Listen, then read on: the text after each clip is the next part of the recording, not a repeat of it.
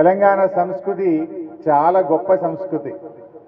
బతుకమ్మ, దసరా రెండు పండుగలు కలిసి చాలా ఆనందోత్సాహంగా చెడు మీద మంచి విజయం, అంటే ఎప్పటికైనా మంచి జరగాలని, ఎప్పటికైనా మంచి పనులే నిలుస్తాయని ఒక గొప్ప సంస్కృతి మన తెలంగాణలో ఉంది.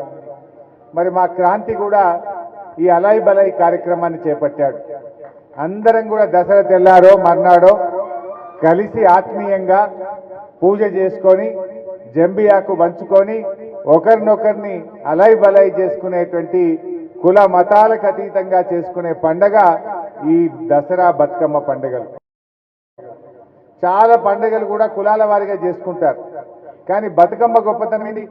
ఊరంతా చెరువు కట్ట మీదికి పోయి కులాలకు అతీతంగా ఆడపడుచులందరూ కలిపి జరుపుకునే పండగ బతుకమ్మ పండగ. దసరా పండగ ఏంటి? కులాలకు అతీతంగా ఊరంతా కలిసి సాయంత్రం పూట పోయి పాల పిట్టను చూసి అంతా శుభంగా జరగాలని అందరూ కలిపి జరుపుకునే పండగ దసరా పండగ. ఇలాంటి పండగలు మన తెలంగాణకే సొంతం. ఇవాళ తెలంగాణ స్పెషాలిటీ మన బతుకమ్మ. దేశంలో ఎక్కడ ఉండదు. ప్రకృతిని ప్రేమించే పండగ, పుష్పాలను పూజించే పండగ ఎక్కడన్నా ఉంటుందా? దాని వెనుక సైన్స్ కూడా ఉంది. మన పెద్దలు మరి ఆ కాలంలో ఎంత గొప్పగా ఆలోచించిందంటే, వర్షాకాలంలో వర్షపు నీరంతా వచ్చి చెరువులో కలుస్తుంది. ఆ రోజుల్లో చెరువు నీళ్ళే తాగేవాళ్ళు. మరి ఆ వర్షపు నీరు చెరువులో కలిసినప్పుడు ఆ కొత్త మట్టితో పాటు కొట్టుకొని వచ్చినటువంటి ఆ రంగు, నీళ్ళ రంగు మారుతుంది, రకరకాల క్రిములు వస్తాయి. కనుక ఈ బతుకమ్మ తంగేడు పువ్వు కానీ, గొనుగు పువ్వు కానీ, రకరకాల పుష్పాలతో కూడిన పువ్వులను పేర్చిన బతుకమ్మను ఆడి ఆ చెరువులో వదిలేవాళ్ళం. అప్పుడు ఏమైంది? చెరువు కూడా మనం ఆ చెరువులో వేసే బతుకమ్మలో ఉండే పుష్పాలు అవి ఆ చెరువులో ఉండే క్రిమి కీటకాదులన్నింటినీ కూడా శుద్ధి చేసి స్వచ్ఛమైన నీళ్లను ప్రజలకు అందించే గొప్ప సైన్స్ కూడా దాని వెనుక ఉన్నది.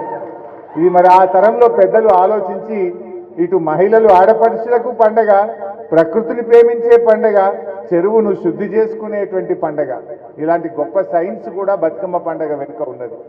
సో మనం ఇవాళ దసరా అంటే చెడు పైన మంచి విజయం, అంతేనా? మరి ఈరోజు ఏం కోరుకుంటున్నారు అందరూ? కాంగ్రెస్ పోవాలి, కేసీఆర్ రావాలి అనుకుంటున్నారు. కాంగ్రెస్ వాళ్ళు ఏం చెప్పింది? ఆ రోజు 6 గ్యారంటీలు ఉన్నారు. గ్యారంటీ కార్డు ఇంటింటికి ఇచ్చిండ్రు, బాండ్ పేపర్ల మీద రాసి ఇచ్చిండ్రు, ప్రామిసరీ నోట్లు ఇచ్చిండ్రు. జనరల్గా తెలంగాణలో బాండ్ పేపర్ అంటే నమ్మకం, ప్రామిసరీ నోట్ అంటే నమ్మకం. ఎందుకు? బాండ్ పేపర్ అయినా ప్రామిసరీ నోట్ అయినా కోర్టుకు పోతే చెల్తుంది, పోలీస్ స్టేషన్ పోతే చెల్తుంది. కులంలో కూర్చొని పెద్ద మనుషులు మాట్లాడుకుంటే కూడా బాండ్ పేపర్ మీద రాసిచ్చినావు నువ్వు ఇయ్యాలి అంటారు, అంతేనా? ఈ రేవంత్ రెడ్డి ఆయన చెప్తే వాడు నమ్మేటట్టు లేడని రాహుల్ గాంధీ, సోనియా గాంధీ, రేవంత్ రెడ్డి, బట్టి విక్రమార్క అందరు కలిసి బాండ్ పేపర్లు పంచి తెలంగాణను మోసం చేసింది. ఏమన్నారు? గ్యారంటీ కార్డు భద్రంగా పెట్టుకోండి, ఇది 3 నెలల తర్వాత మా గవర్నమెంట్ రాగానే ఇవన్నీ అమలు చేస్తాము అన్నారు. గ్యారంటీలకు చట్టబద్ధత కల్పిస్తామన్నారు. గాంధీల పేరు చెప్పి బాండ్ పేపర్లు పంచి ఓట్లు దొబ్బి కుర్చీలో కూర్చొని తెలంగాణ ప్రజల గుండెల మీద దండింది. ఏం చెప్పింది అన్నాడు? డిసెంబర్లో ఇందిరమ్మ రాజ్యం వస్తుంది, రాగానే అవ్వకు 4000 పింఛన్ ఇస్తాము అన్నారు. కోడలికి ఇస్తామని అత్తకెగ్గొట్టం, అత్తకిస్తామని కోడలికి ఎగ్గొట్టం, అత్తకిస్తాం కోడలికి ఇస్తాం 4000 ఇస్తామన్నారు. ఇచ్చిన ఆరేకన్నా ఇచ్చిందా? ఒక్కరికైనా 4000 వచ్చిందా?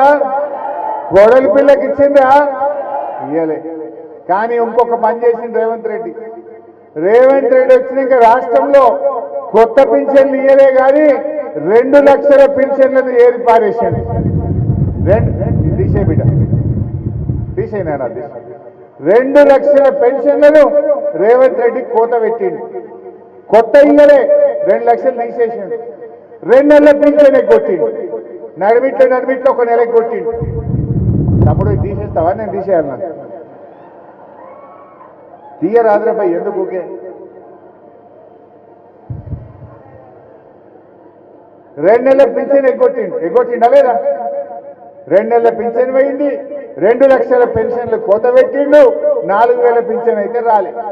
అందుకే మొన్న బాకీ కార్డు రిలీజ్ చేసింది బీఆర్ఎస్ పార్టీ. రేపు మీ క్రాంతన తెచ్చిస్తాడు మీ అందరికి. ఊరూరికి పోయి బాకీ కార్డు వంచాలి. ఎంత బాకీ పడ్డట్టు ఇప్పుడు 22 నెలలు పూర్తయింది. 22 నెలలు అంటే ఒక అవ్వకి ఎంత బాకీ పడ్డట్టు? నెలకు 2,000 కమ్మిచ్చినట్టే కదా. 22,000 నెలలు ఇంటూ 2,000 అంటే 44,000. ఎవడన్నా కాంగ్రెస్ వాడు పంచాయతీరాజ్ ఎన్నికల్లో ఓటేయమని అవ్వ దగ్గరికో తాత దగ్గరికో వస్తే బిడ్డ 44,000 ఇచ్చినాకనే ఓటు అడుగుమని చెప్పి వాళ్ళని నిలదీయాలి. ఈ రాష్ట్రంలో అవ్వకు తాతకు, వితంతువురాలికి, వికలాంగులకు, బీడీ కార్మికులకు, ఎయిడ్స్ పేషెంట్లకు ఒక్కొక్కరికి కాంగ్రెస్ పార్టీ 44,000 బాకీ పడ్డదా? డిసెంబర్ నుంచి వేయాలి కదా. ఎవడైనా కాంగ్రెస్ వస్తే 44,000 ఆడ వెచ్చాకనే ఓటు అడుగుమని చెప్పాలి. అక్క చెల్లెలకి ఏం చెప్పిండ్రు? మహాలక్ష్మి ఏమన్నారు? మీకు ప్రతి మహిళకు నెలకు 2,500 రూపాయలు ఇస్తా అన్నాడు రేవంత్ రెడ్డి. ఇచ్చినాడే? అంటే 22 నెలలు అంటే 18 ఏళ్లు నిండిన ప్రతి చెల్లెకు ప్రతి అక్కకు కాంగ్రెస్ పార్టీ ఒక్కొక్కలకు 55,000 బాకీ పడ్డది. బిడ్డ కాంగ్రెస్ వాళ్ళు చెల్లెళ్ళ ఓటు ఆడవిళ్ళ ఓటు అడగడానికి వస్తే మహాలక్ష్మి 55,000 బాకీ పడ్డావు. ఆ పైసలు ఆడ పెట్టినాకనే ఓటేయమని చెప్పి కాంగ్రెస్ వాళ్ళని నిలదీయాలి.